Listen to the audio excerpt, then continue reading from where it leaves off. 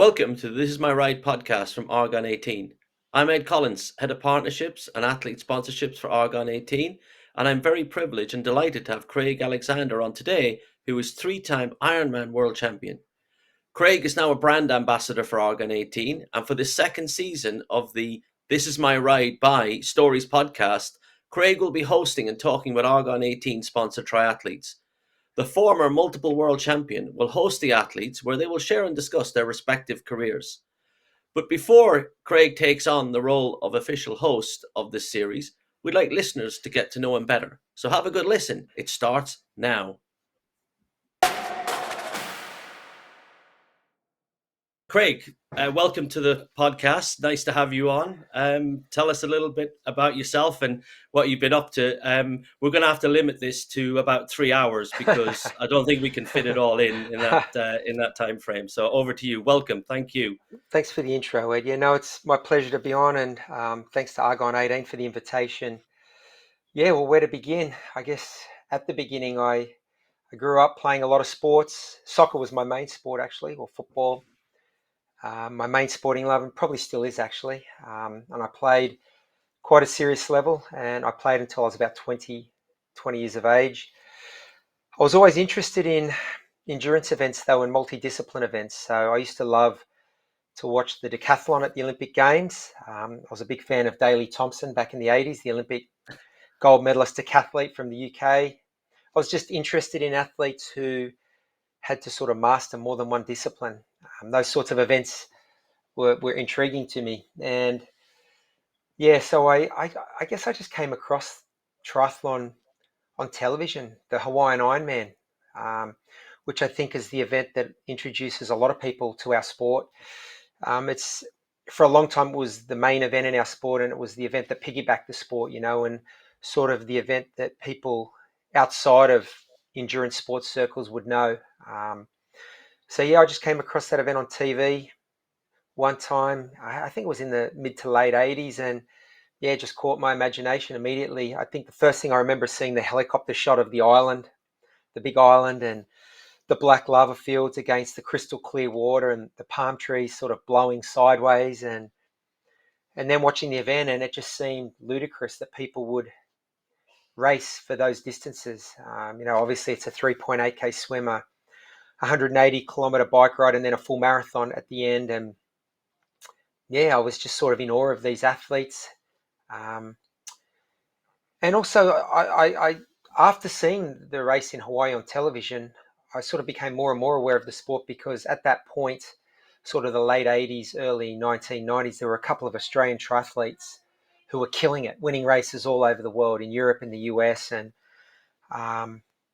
so it wasn't unusual to flick the television on and see a triathlon in Australia. I remember seeing the Chicago Triathlon, which used to be the world's biggest Olympic distance triathlon, on television. And also another race, the St. Crowie Half Ironman in the Caribbean.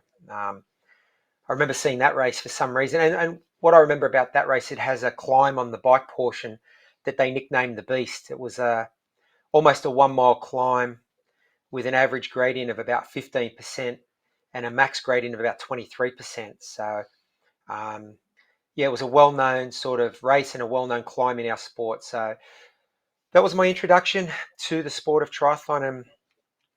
And, I must have also, even before seeing that race in Hawaii on television, I think I was just interested in endurance events, because I remember, even as a soccer player, turning up at high school athletics and cross-country carnivals and wanting to test myself in the running events, and doing pretty well. Just as someone who, I think I was very fit. I had a lot of fitness from soccer. I used to train soccer 3 or 4, sometimes 5 nights a week, and play a game or two on the weekend. So I think it was soccer that sort of developed my aerobic conditioning and my fitness. Even though it's a different kind of running, it's more sprinting and acceleration and agility, but you are still, running for 90 minutes as you get older. I think about 15 years of age, the games are 90 minutes long. So I think I was aerobically pretty fit, and I did pretty well at the high school athletics carnivals and cross country. And to be honest, I think I was more of a natural at the shorter distances, sort of 200 and 400 meter, 800 meter, sort of that short to middle distance. So yeah, I was interested in sports, and yeah, I guess fast forward to being a university student at Sydney Uni, studying to be a physiotherapist. My soccer career had ground to a halt. Um, I was living the uni life, probably indulging a little too much in all the things that uni students do, and I'd had a hernia operation. I remember I'd had a hernia operation. I had a part-time job laboring. I hurt myself, had a hernia that needed to be surgically repaired, and I'd had a lot of time off sports. Probably, I think it was 3 or 6 months from memory. And it was the first time in my whole life that I hadn't been active, and was going out a lot at uni. And I remember coming home one night from uni, and my mum just saying to me, you used to always be so active. You're not doing anything. I think you need a tonic. You need something, some sort Yeah. of goal. And it was interesting that she said that, because I'd been getting restless and thinking that for a couple of weeks by then. And the next morning, actually, after my mum said that, I just got up and went for a run, and started jogging every second day, which led to running every day, which led to running down to the local pool, which was about a mile away, and diving in and swimming, and then running home. And I had no real background in endurance training other than I'd done a lot of running, playing soccer. I'd played some water polo in high school, so I knew how to swim a little. I mean, I'd never done squad training, or I wouldn't say I was a swimmer, but I knew how to swim. And that's how it started for me. And before long, I met people at the local pool who were doing these events, which are now called aquathons. We used to call biathlons, which were like a 500-meter swim, 5K run. Um, and back in the early 90s, mid 90s, there were a lot of them. Every weekend you could find one of these events. Most beaches, most surf clubs on the east coast of Australia had these events every weekend, so you could jump in and do these races. And I think I did maybe 6 or 12 months of those races before I actually got a bike and did a triathlon. And it was just a mate at uni, one of my best mates at uni, who was an A grade cyclist, and he used to do triathlons for cross training actually in his off season. And I was always asking him and about triathlon and cycling. He said, I can help you get set up. It sounds like you've got the swim and the bike part going pretty nicely. I can get you set up on a bike. And so that's what we did. I just bought a bike out of the trading post, the newspaper. Back in those days, it wasn't online. All the classifieds were in newspapers, and he came with me. I bought a secondhand bike. I think it was on the Wednesday or the Thursday, and did my first triathlon south of Sydney that weekend on the Sunday. And I was very raw. I had like BMX pedals. I had sort of aerobic shoes on. I didn't have clip-in pedals or any of that, but I loved it. What I do remember is I just loved how hard it was and the challenge of it, and just Yeah. being out there with all these fit people, driven people, pushing themselves hard. And yeah, I think I was never a junior, because I think I was already 20 or 20. I was 21 by then. So I raced in the 20 to 24 age group. And at that point, juniors were under 20. So I raced in my age group, and I think finished third or fourth in my age group. And yeah, I was hooked. So, do you think, given the sort of enormity of an Ironman distance triathlon, do you think that background growing up and not necessarily specializing in one particular sport too much, because from what you've just said, there was a great variety. Do you think that actually helped?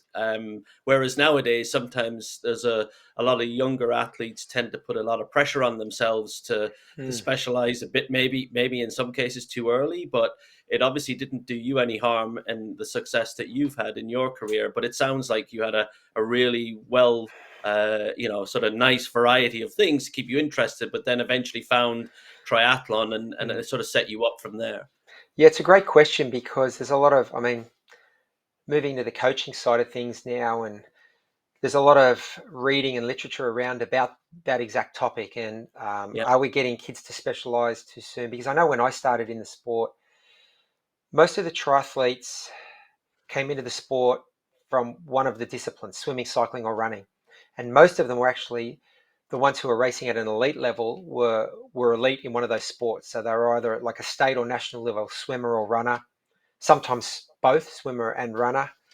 Um, so in the beginning, I felt it was a disadvantage because a lot of the athletes who were around my age were better than I was at that age, and they just had a longer history in the sport. But of course, we were all just so early in our journey that it didn't really matter, I guess, at that point. Whereas now, Yeah. I know with my daughter going through it, she's quite a keen endurance athlete, more of a runner, but there's triathlon programs and pathways for high school athletes. It's now a college scholarship sport. So there's different pathways, and it tends to be a lot more serious a lot earlier. And they're Yeah. scouting for talent a lot earlier, and there's a lot of these pathways and programs they put the kids in. But it's interesting because if you read a lot of the stories and the anecdotes out of the UK and also Scandinavia, countries like that that have had a really good record in transitioning really talented junior athletes into great senior athletes who go on to sort of world championship level racing or Olympic level racing, they tend not to get them to specialize too early. They get them to enjoy everything. And Yeah. of course, if you want to train hard, they let them train hard. But it's all about developing great fundamental skills and technique early, and the hard training can come later. And when you layer that hard training on a body that's ready for it, and on great technique and great sort of skill foundation, there's much more upside later on. So it's a good question because I mean, athletes are different. We're all, people are different. We're different emotionally and mentally. We're different physiologically. Yeah. So there's that element you need to take into account. Some people just aren't emotionally or mentally ready for the hard training or the competition in their late teens or early 20s. So there's that aspect you've got to factor in as well. But yeah, I mean, I know there's a big push now to get so much more serious at a younger age. And I think it's just got to be fun through Yeah. those sort of high school years. And look, the driven, talented kids, the cream will rise to the top. And those kids who want to push Always. themselves, you enable them to do that. You help them, you give them great skills, great coaching. And the others who maybe, I mean, everyone develops at a different rate. So, I mean, at 16, you might look at a group of athletes and think, how do you know who's going to go on to world championship? You don't. Exactly. You Yeah. don't. So You you have don't. to. No. No. Yeah. So it's a great question, and I think, look, it was a different sport when I came through. It wasn't triathlon, as I said. That there were, I mean, there was junior triathlon. It was 20 and under, and there was world championships at the junior level, 20 or under. And most athletes who competed at that were elite in one of the disciplines and then picked up triathlon quite easily because they had that background and that aerobic conditioning. The athletes tend to get scouted and identified a lot earlier now. So, yeah, it's interesting. I mean, I look back at my journey and I think it happened the way it happened. And, people were telling me early on, I remember I had a couple of good results within 18 months of being in the sport.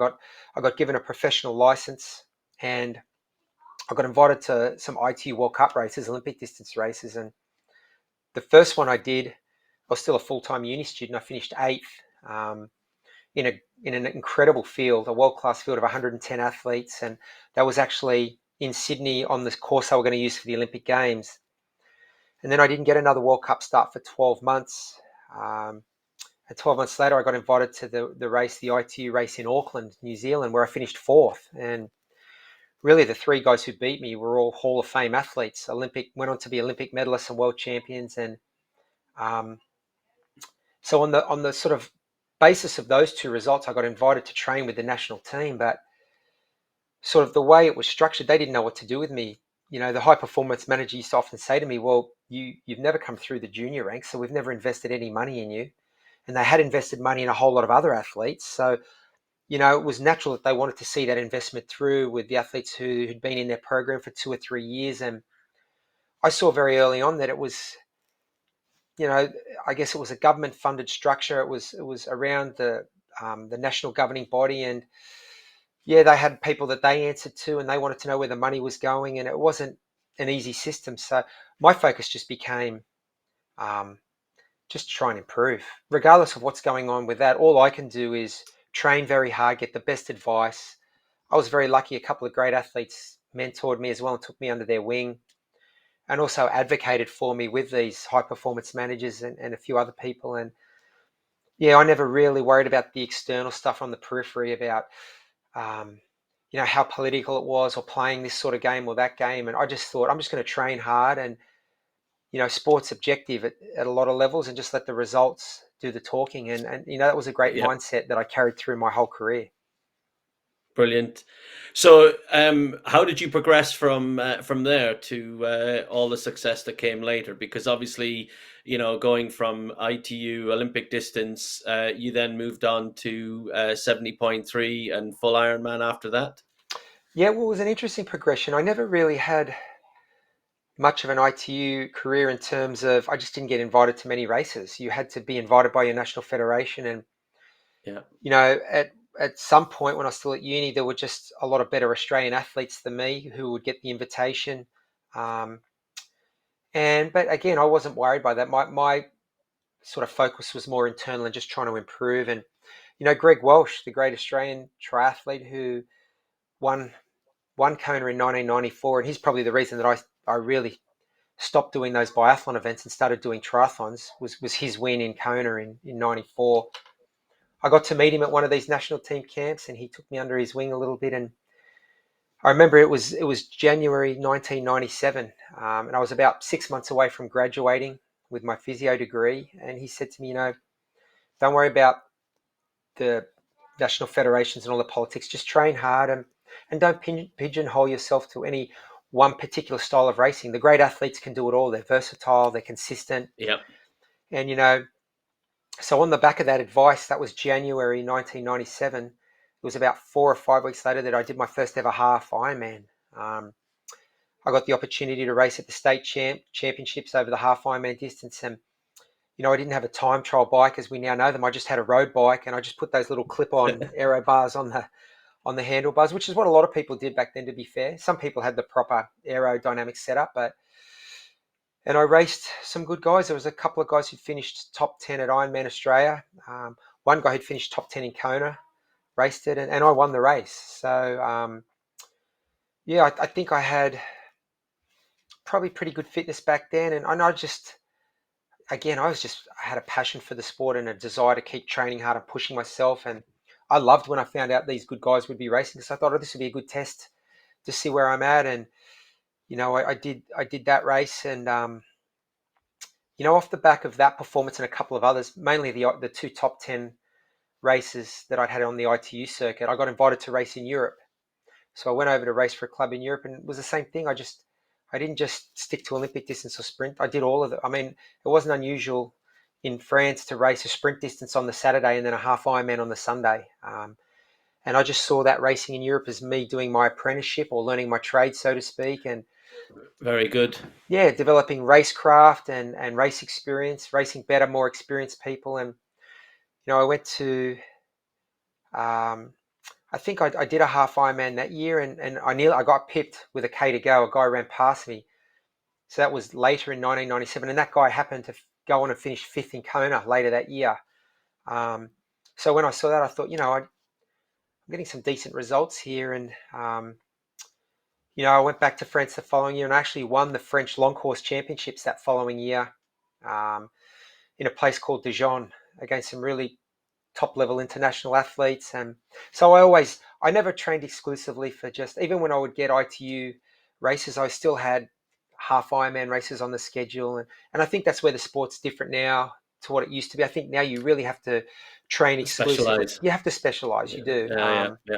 Yeah. Whereas back then, a lot of athletes, well, not a lot, but there was a few jumping between the distances. And, I never really trained exclusively for ITU races and did a lot of the track work, the speed work that those athletes were doing, but I didn't really do a lot of the long training that half Ironman or Ironman athletes did. I think my speciality was more the Olympic distance non-drafting events. That's what I felt that I trained most for at that period in my career. And to fast forward, I did after the Sydney Olympics think, well, it's kind of cool that triathlon is now in Olympic Games and Commonwealth Games and all these other events. So I got my heart set on going to the Manchester Commonwealth Games actually in 2002, and I started down that pathway, and I finished third at the Aussie Champs, which was an ITU race in Mooloolaba, and got put on the train-on squad for the Manchester Games. So I think there were 8 males and 6 or 8 females, and from that they were going to select a team of 3.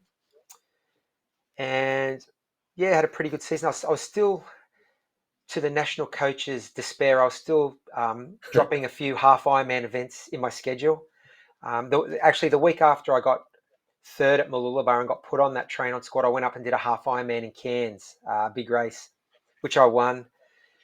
And he would always say to me, you really need to start focusing more exclusively on the shorter distance. And he had a Yeah, point. He had a point because the athletes that you're competing against in those events, they are training exclusively and specializing. So it made sense. But I was still just doing what I enjoyed doing, and that's what sort of dictated my schedule. And I actually got in really good shape. But by the time the final two trial races came around for Manchester, I actually came down with the chicken pox. I got very sick, and didn't even get on the start line for those final two selection races. So unfortunately missed the Com Games and also all the ITU races that year in 2002. I wasn't going to get an ITU start. So again, though, I just focused on rehabilitation, and I think, by then you understand it's part of an athlete's journey. You're going to hit those obstacles and those hurdles, and it's like yeah, getting a real kick in the guts at the time,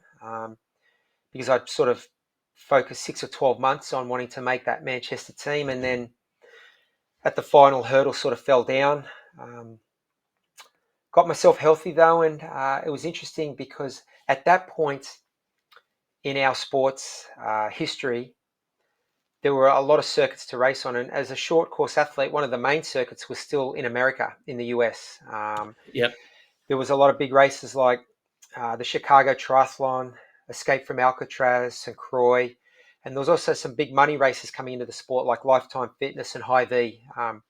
These huge money, invitation only races that had $250,000 prize money, which was unheard of in our sport. So halfway through 2002, when I got healthy, I had a very good friend, McKeely Jones, who was living and racing in the US, was obviously one of the icons of our sport, was an Olympic silver medalist for Australia and an ITU World Champion. Of course, later in her career went on to win the Ironman World Championships in Hawaii.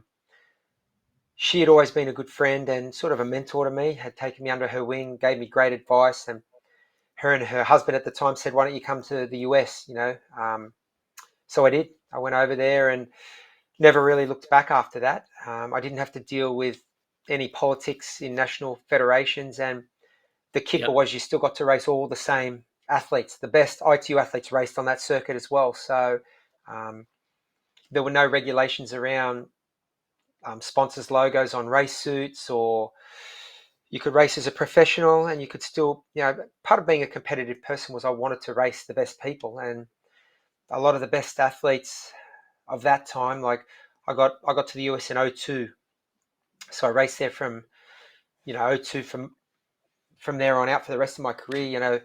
Athletes of the ilk of Simon Lessing, Spencer Smith, Simon Whitfield, Hamish Carter, Craig Walton, Greg Bennett, Chris McCormack, they were all racing in the US. So they're the athletes you got to race week in, week out, which as a competitive person, that for me, that scratched that competitive itch, but also I sort of started conducting my career as a business and as a profession, getting sponsors, understanding how that sort of partnership and that dynamic works.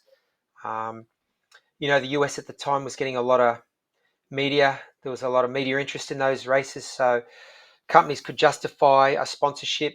It was all about exposure. And a lot of those big races that I mentioned, like Lifetime Fitness and High V, they had live television audiences in the millions on NBC.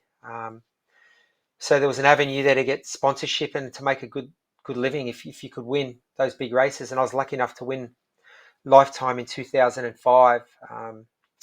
Yes, that was $250,000 paycheck and a car, which was a very nice paycheck Wow. back in those days. Yeah, so and of course you race for the money, but for me it was never just about the money. It was about those races. Invitation only had the best fields. I mean, to win that race in '05, I had to beat both Olympic champions that our sport had to that point in time, in Simon Whitfield and Hamish Carter, two other Olympic medalists, all the ITU world champions and medalists, and the best non-drafting Olympic distance athletes, such as Greg Bennett and Craig Walton. Um, So yeah, that's where my career, I was firmly entrenched in, in the US and North American circuit um, throughout the 2000s, and was still dabbling between all the distances. I'd do sprint distance, I would do ITU draft legal races. I mean, my schedule in the US was, particularly towards the end of the season, I used to do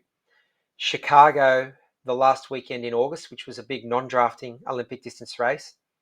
The following weekend, I would do an ITU draft legal race in Boston, which was the US Pro Champs.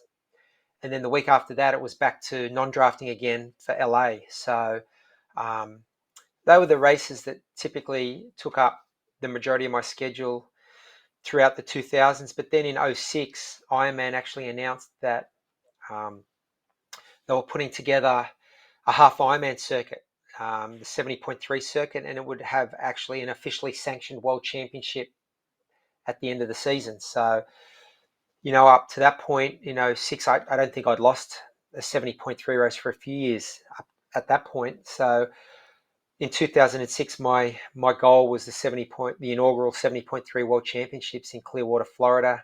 And one of the great things for me was, not only was it an officially sanctioned World Championship at a distance that I was very good at, but it was also a qualifying race for the Ironman World Championships in Hawaii. So as much as I'd been racing and fully committed to sort of Olympic distance racing for a decade and half Ironman racing, of course, in the back of my mind was always that race in Hawaii, because that's the race that really got me into the sport. And, you know, in 2006, when Ironman announced that circuit and that race in Clearwater, Florida, for me, then that gave me a direct pathway. And because I'd been sort of mulling over in my mind, when was I going to step up to Ironman distance? When was I going to get to that race in Hawaii, which for me was really represented the holy grail of our sport. So I went to Clearwater, Florida in 2006, was lucky enough to win that inaugural world championship at the 70.3 distance, and punched my ticket to Kona the following year. Um, so yeah, I went to Kona and finally got there in 2007 as a 34-year-old. So I'd been on the pro circuit for over a decade by the time I finally got to the race and the distance that I really had always dreamed of doing. For me, that's the race that I'd seen. I didn't, in the 1990s, the sport wasn't in the Olympics. I hadn't grown up watching it in the Olympics. I mean, I think if I was a younger athlete now watching the sport and having watched, 5 or 6 Olympic cycles, and how well entrenched our sport now is in that, I think the early part of my career would have 100% been dedicated and devoted to that style of racing. But for me, the dream was always Hawaii. That's what I'd seen. That's what Yep. lit the fire in me. I always harbored aspirations to get to Kona, and I finally got there in '07. So yeah, 34-year-old rookie. Very good. And how did you get on in your first Ironman in Kona? Well, I finished second on debut, and had a good performance. Not a great performance, but the better man won on that day. But clearly, my inexperience let me down for sure. My lack of confidence, because very rarely do people go there on debut and get anywhere near the podium. Uh, some of the greats of our sport, like Mark Allen, took 6 or 7 years to win it. I think Greg Welsh took 7 years to win there. Chris McCormack the same 7 years. So I always had this sort of underlying insecurity. Why should I be the guy who goes there and blows the doors out day one, year one? And that lack of confidence was certainly there and affecting my decision making and execution throughout the course of that race. But that is what it is. I mean, as I said, the better man won on the day, but certainly getting second on debut gave me the confidence and the experience that I needed to go back the next year and then win it in 2008, and then defend the title again in '09. I was only the Wow. fourth man in history, to defend at that point. And then was able to go back again a third time in 2011 and win the title for the third time. Um, and at that point in my career, I was 38, so I still hold the record now as the oldest winner of the Ironman World Championships in Kona, 38 years of age, and did the double that year, actually. I was the first triathlete, I think male or female in history, to win the 70.3 or the half Ironman World Championships and the Ironman World Championships in the same year. So I won those two races 4 weeks apart in 2011. So yeah, that's the career. Well, that's the real. What a career that was for sure, and hopefully a lot more to come as well on the other side, right? Yeah, well, But let's we'll hope get to so. that a little bit later.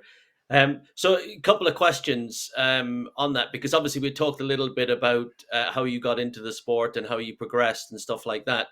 But let me ask you this question. Craig Alexander, 2022 at uni, and replaying that. Let's just work on things that you said. If you had the opportunity over again, would you do anything differently? Is the first question, and if so, what would that be? I would probably get a coach earlier on. I mean, I was self-coached a lot of Yeah, my career, and that being said, I did have a cross paths with a few great coaches who helped me. So um, Pete Coulson helped me. Nick White was a great help. A guy I worked with in '07 and '08.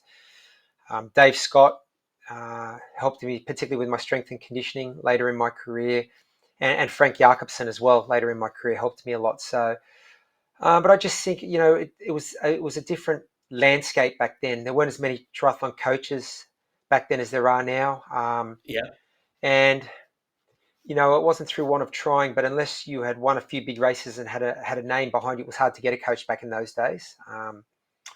So yeah, I was sort of doing it through trial and error, but I was lucky I had that physio education there. So as part of that, I learned the principles of endurance training. I also learned the basic principles of um, behavioral psychology and training and those sorts of things that helped me a lot.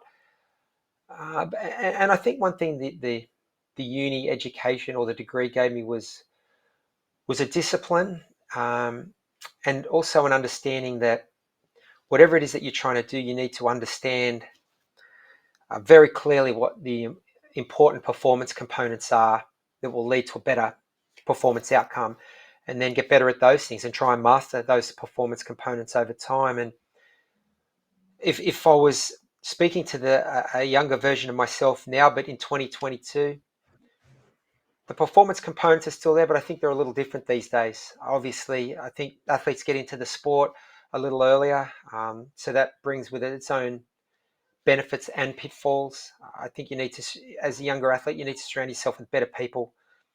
Um, Understand the importance of mindset around physical performance as well, and how the mind-body connection is strong, and you cannot separate those two things.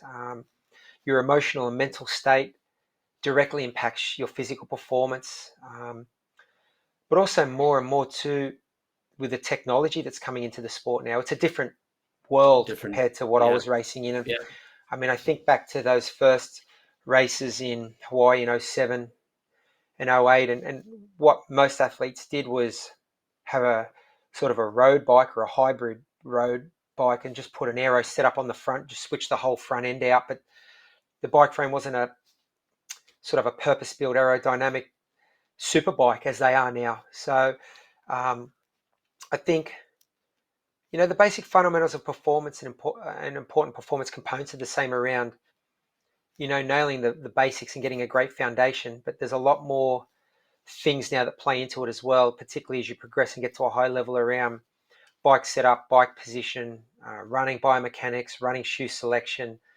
Um, and there's just a lot more technology and innovation around the sport, around diet, recovery. Uh, don't get me wrong, the cornerstones of good sleeping and good eating are still there with recovery, but there's just a lot of extra things that I think can really aid performance and that you need to be aware of. But marginal gains count, but don't ignore the fundamentals, the 90 or 95% yeah. of The the basics. of the basics that will get you a lot of the Yeah. way, and nail those things and master those things before you put the polish on. Absolutely, and obviously, I think it's great story and information around what you did early on and different distances, trying different things. Because of course, when you go through that process, you learn lots of Mm. different things, and things happen, and sometimes that's you can read all the stuff, you can listen to all the stuff, you can listen to coaches, but sometimes it's just nailing the experience and applying those basics. And as you quite rightly point out, adding some of these marginal gains at the end, and even your example on the using a road bike. And for some of the listeners who might actually be thinking, okay, I'm that athlete who is currently riding a road bike, I've got clip-on bars. And the thing is, the question, and really what you're saying is, you can still carry on and you can learn a huge amount. You don't have to put yourself under that pressure and make, a huge investment early on. What you should No. be concentrating on are those basics and trying to progress and learn about all that stuff. And obviously, from our perspective at Argon 18, yes, we want people to be on these super duper machines and stuff like that, but we have a range of bikes and we have Yeah. entry level to allow people to get into the sport and learn. And I guess, I would just comment on the technology side. We too, as a company, have sort of seen that progression over the years, and how, the way the bicycles are made and produced to give different performance gains. But I think there's also a big change, or not change, but bigger understanding around the elements that you face. And obviously, in an Ironman distance triathlon, you're out there for 180 Mm. kilometers, and you've got to run a marathon afterwards. The setup and how you set that up, is the bike, that is, and how you position yourself on the bike is really, really important. But anyway, we'll talk a little bit more What's about some of the no, technology, which, it's such a great point because it's horses for courses, really. And I think yeah, 80% of aerodynamics is still the rider's position on the bike. So yeah, I just think the technology, there's so many great options out there for bikes now. And one of the great advancements is the bikes are more aerodynamic. And part of that is the carbon technology and the way companies are able to get that aerodynamic shaped tubing and still keep the weight down. And within all of that, the adjustability, you can still get a great position in aerodynamics. That being said, if you're more comfortable on a road bike, there are great aero road bike options now as well. And you absolutely, it's horses for courses. If you're an athlete who is getting into the sport and your goals are around more recreation, maybe setting yourself a couple of racing goals, maybe you want to just complete an Olympic distance event or a half Ironman, then the training is the most important thing. I would suggest an aero road bike is the way to go. Um, yeah, if you're an athlete doing Ironman, so you're out there for a lot longer, aerodynamics is a little more important because you're out there for longer. And also maybe you're at the front end of your age group, you're trying to qualify for world championships, your aspirations to get the most out of your performance and that investment of time, then you definitely need to look at getting uh, one of the super aero road bikes. I call them super bikes or Uber bikes. They're amazing. And you can ride around socially in a comfortable position, but you can get a very aggressive aerodynamic position that's still comfortable as well, which used to be almost a paradox. But now you don't have to get one at the expense of the other. But yeah, that one of the things that I was just amazed with was yeah. when we were trying to squeeze these aerodynamic positions out of the first lot of time trial bikes, you couldn't do it. But now the adjustability's there, and you don't have to compromise on any of the aerodynamics. But yeah, it's a different world. The cycling technology is night and day from even 5 years. I was going to say 10 years ago, but even 5 years ago. Brilliant. So a couple of other questions. Give us your. I mean, there's a lot of highlights that you've gone over there, Craig. But I guess what results mattered to you most in looking Mm. back in your career. What would you? Whenever you race, I think at the highest level, I mean, you can rack up race wins, and I've been lucky. I have been able to do that. But like you say, there's some that mean more than others, and the ones that mean more are the ones that will wins against the highest level of competition, and that's the world championships or the major races. So they're the races that everybody targets. They're the races that everybody knows about 12 or 18 months in advance and is building towards. So you typically get the deepest fields in their best shape. Um, so obviously the 5 world championship wins are special, and I also had another 3 silver medals at world championships. A bronze, a couple of other top 5. So all those races are special. I'm very proud of my consistency at the world championship level. For me, that's the greatest attribute that I was always striving to achieve as an athlete was just a level of consistency, week in, week out, race in, race out. So, Yeah. but also, that race I mentioned, the Lifetime Fitness race, um, in the US in '05, because of the field that I had to race. The short course superstars. I was still a short course athlete myself. It was like an unofficial world championship that year, and just so many things. Neri and I just had our first child, Lucy. She was 8 weeks old when I won that race. So I just have a lot of great memories around that whole time, and I still have a great photo of her sitting in the trophy when she was just a baby. The magnitude of the prize purse. I mean, a lot of the races that you win back then were 10 or 15 or $20,000. I mean, that was $250,000 US and a car in one race. It was on international exposure media. It was live on NBC, which was broadcast around the world. So I think on a lot of levels, it just took me to another level as a professional athlete, and just that personal validation as well. That I've got the old physio degree sitting back there in the office somewhere. Do I need to dust that off and actually get a real job, or is this profession going to pay the bills? Especially now that I've got other mouths to feed. So I just have a lot of good memories around that race as well. So I would always lump that one race, um, Lifetime Fitness, in with the other World Championship wins, because it was very special to me. Brilliant. So with all this experience and success in your career, what's happening now? What have you been doing? And obviously, we've just been through COVID the last couple of years, and where you're based in Australia, you guys were locked down, Mm. for quite some time. So tell us a little bit about where you're up to now, and obviously what the future holds. Yeah, well, it's been an interesting 2 years, hasn't it, to say the least, and Yes. sort of just evaporated into the ether.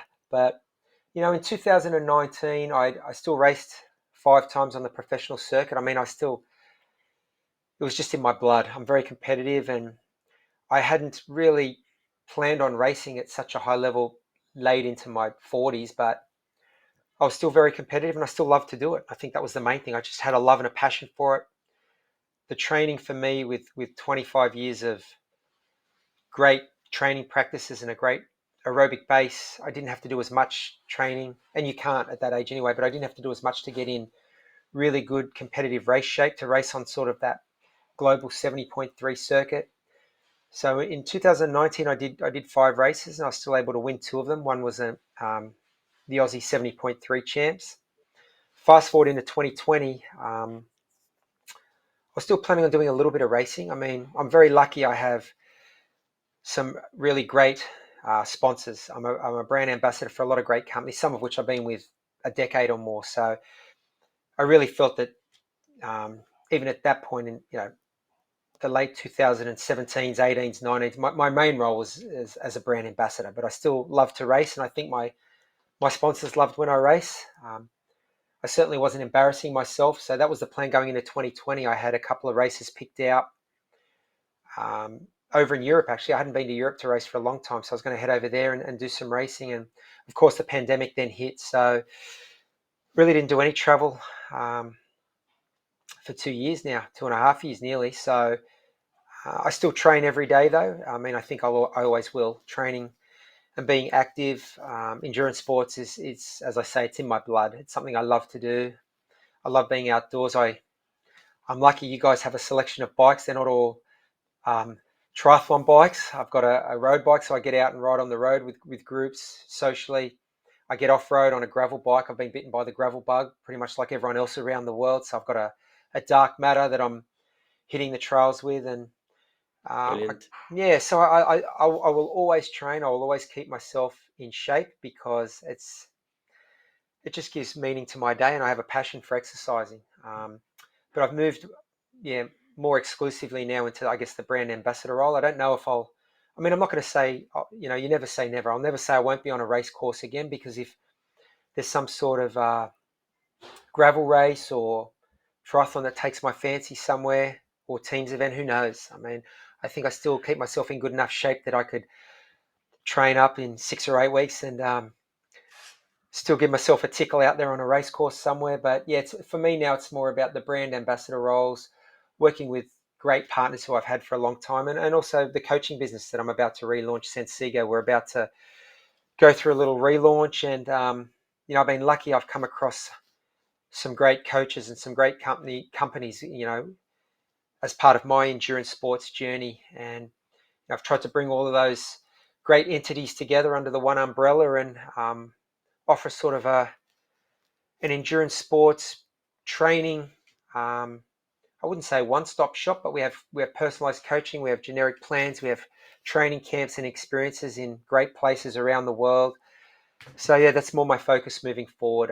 Working with other athletes, helping them sort of achieve their training goals and dreams, whatever they may be. From at Sensigo, we work with athletes of all levels, from novice and entry level right through to world championship caliber athletes. Because I mean, whatever level you're at, to us, your goals and aspirations are important. If they're important to you, then they're important to us. So that's where my time and focus is at the moment, and also very very busy on the home front with three young active kids who are just into everything, all sports. I mean, our eldest is turning 17 um, in 2 weeks.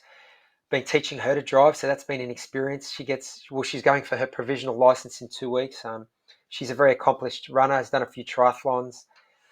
Our son, who's turning 13, he's a great little runner, good swimmer, plays water polo. He's a great surfer, plays the guitar, the drums. So he's got a range of interests. And our youngest, Lani, she's a little pocket rocket.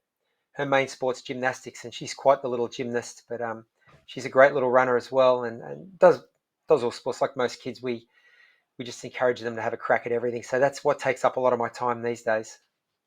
Very good. That's brilliant. So obviously with Sansego, you get to keep an interest, and obviously, Mm. your other full-time job, with family. It sounds like you've been kept really, really busy. So no rest for Craig Alexander these days. So that's great. Yeah, no, and that's the way I like it. I like to be busy. I think Yep. one thing I when the pandemic first hit, and my heart really went out to a lot of people in our sport, particularly the younger generation of professional athletes. The next generation of superstars coming through, and also age group athletes who'd committed 6 or 12 months to preparing for events, to suddenly have their And get goals put on. cancelled. Yep. Yeah, goals were put on hold, but I think it's, as they say, if it doesn't kill you, it makes you stronger, and we come out the other side.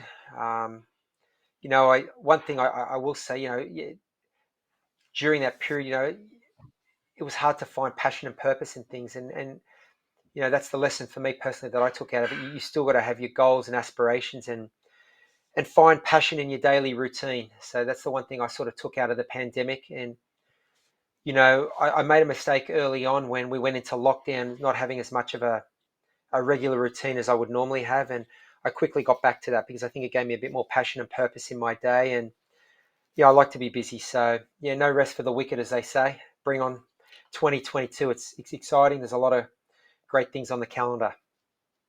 Brilliant. Okay, so a couple of fun questions to round things off here. You can try and stick to one word answer if you can. If it needs to be a bit more, that's okay too. So of the three disciplines that make up triathlon, what's your favorite? It changes depending on where I am in the world, how each discipline's going. I always like the cycling training. I find it more social, and particularly when we're in Colorado. So I'll say cycling. Cycling, okay. Do you indoor, outdoor? That's a tough one because I used to be exclusively an outdoor guy, but with the advent of things like Zwift and also the pandemic, I've got to really get my teeth around some indoor training. So I'll say a balance between the two. I like both. Okay, okay. And favorite training session? Ooh. I don't think you can beat a long ride or a long run with a good group, particularly in some of the great training grounds. I've been lucky enough to train, as I said, in Colorado and in Europe, and even here in southern Sydney. So Sort of a group long ride or long run. They were always the sessions I looked forward to. Okay, and least favorite that you knew you had to do. Hmm. Well, the least favorite, it was a double-edged sword because that was usually the longer sessions as well, and the long solo sessions. I felt that I always had more natural speed than strength and endurance. So the strength and endurance, particularly those longer endurance sessions, they were always tougher for me, especially if I did them solo. Okay, and for I guess this goes across all abilities really, but give us your top tips for anybody in the sport. So as I said, that could apply to somebody starting, and I think we have touched on quite a few things in Hmm. this conversation, which has been great. But what would you be advising people? As your top tips. Surround yourself with good people. If you're new to the Yep. sport, surround yourself with more experienced athletes and good coaches. Um, Train consistently. There's a lot of elements that go into a great training plan or a great training program, but the most important one is consistency. Consistency of work over time leads to the greatest fitness gains. Always stimulate that passion and that love for it. Keep it fun, whether that be training in great places, training with great people. Have a mixture of those tough solo sessions, which I think are important for the mental hardening, but have a great training group as well to keep it social. I think you need to find a good balance and mix it up. Balance is the key with everything. Uh, One of your previous questions was indoor outdoor training. Well, I think it's the same with all sorts of training. Find a good balance, but keep the passion there. Um, Keep the enjoyment and the fun and the love for it right at the front and the forefront of your mind, and train consistently. Surround yourself with good people and find some events that really light your fire. Brilliant. Well, Craig, that's been absolutely fantastic, and thank you very much for taking the time to join us and tell us about this great career. And obviously, really excited to hear that you're continuing in the sport with your coaching brand, Sonsego. So we look forward to seeing that in the future. Thank you very much, and um, yeah, I'll do the outro now. Thank you for listening to this podcast. I hope you enjoyed it as much as I did. And if you like this episode, you can follow us on various social channels at Argon 18. This is my ride. Thank you very much.